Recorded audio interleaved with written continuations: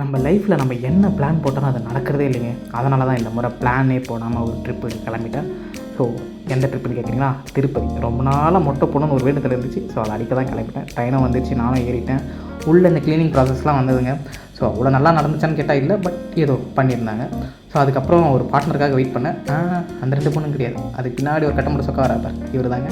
So இவர் தான் அந்த பார்ட்னரு. பெரிய மனுஷனா பெரிய மனுஷங்க நிரூபிச்சிட்டாருங்க. வரும்போதே அழகாக மோர் 2 லிட்டர் தண்ணி பாயிட்டு வானாருங்க. அதுதான் பெரிய விஷயம், அடிக்கிற வெளி முக்கியமான மேட்டர். அப்படியே வெளியில் உட்காந்து அப்படியே அந்த இயற்கை அழகெல்லாம் பார்த்துட்டே வந்தோம். விண்டோ சீட் கிடச்சிது. அப்புறம் இதில் இந்த காரப்பொரி விற்றுட்டு வந்தாங்க. நம்ம திருச்சாக்கா கேட்குற மாதிரி எனக்கு காரப்பொரி வேணும்னு சொல்லி கேட்டு வாங்கி சாப்பிட்டேன். சூப்பராக இருந்துச்சு.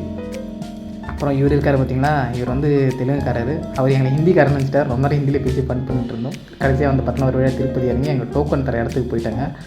செம்ம கூட்டம், எப்படி தான் வாங்க போகிறதுன்னு தெரியல அந்த டோக்கன் நினச்சோம். அப்புறம் ஒரு வழியாக உள்ளே வந்து டோக்கன் உள்ள இடத்துக்கு போயிட்டா அங்கே வந்து பார்த்தோன்னா இந்த மாதிரி ரவுண்டாக நடக்க விட்டாங்க. உள்ளே நடந்துகிட்டே இருந்து ஒரு இடத்துல வந்து பார்த்தோன்னா உட்கார வச்சுட்டு 12 மணிக்கு தான் உங்களுக்கு டோக்கன் தருவோம்னு சொல்லிட்டாங்க. 12 மணி அது வரைக்கும் என்னடா பண்ணுறோன்னு சொல்லி அப்படி இப்படின்னு திரும்ப முடிச்சுட்டு இருந்தோம். ஒரு வழியாக அந்த க்யூவில் நின்று இந்த டோக்கன் வாங்கிட்டாங்க. இந்த டோக்கன் வாங்குறது தான் அவ்வளோ கஷ்டப்பட்டோம். ஸோ இது இருந்துச்சு நான் வந்து ஸ்ட்ரெயிட்டாக சாமி தரிசனம் பார்த்துலாம் குடோன் போட மாட்டேன்னு சொன்னாங்க.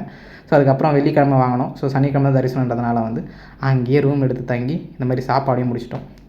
சாப்பாடு சும்மா சொல்லக்கூடாதுங்க. சாம்பார் மற்ற விஷயங்கள் எல்லாமே நல்லா இருந்துச்சு. அதே மாதிரி இந்த ஊரில் இன்னொரு விஷயமும் கண்டுபிடிச்சேங்க. ஏன்னா நான் வந்து சுற்றி துணி கடை, ஃபோன் கடை இந்த மாதிரி தான் இருக்கக்காண்டி சாப்பாடு கடை ரொம்பவே கம்மியாக தான் இருந்துச்சு. என்னடா அது அதிசயமாக இருக்குன்ற மாதிரி பார்த்தோம். நம்பர்லாம் சுற்றி சாப்பாடு கடை தான் இருக்கும். அதே மாதிரி இங்கே நம்ம ஸ்கூலில் +1 +2லாம் இருக்குல்ல, அங்கே வந்து பார்த்தோன்னா காலேஜ்னு சொல்லுவாங்க போல், அதை ஜூனியர் காலேஜ்னு போட்டிருந்தது.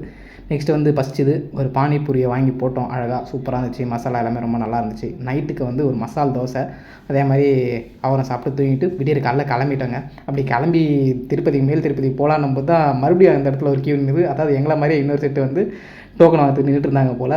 சரி ஓகே என்ஜாய் பண்ணிங்க மாட்டினீங்க அப்படின்னு சொல்லிட்டு அதை பார்த்து நடந்து அப்படியே பஸ் ஸ்டாண்டுக்கு போய் பார்த்தா 3 மணிக்கு தான் பஸ் வரும் காலையில். அது வரைக்கும் நீங்கள் இருக்கணுன்ட்டாங்க. நாங்கள் நைட்டு 12 மணிக்கெலாம் போயிட்டோம். ஸோ அதனால் வந்து எப்படியும் அந்த பஸ் ஸ்டாப்பில் வந்து பார்த்தோன்னா சூப்பராக படுத்துட்டு இருந்தோம். 5 ஸ்டார் ஹோட்டலில் படுத்தா மாதிரி.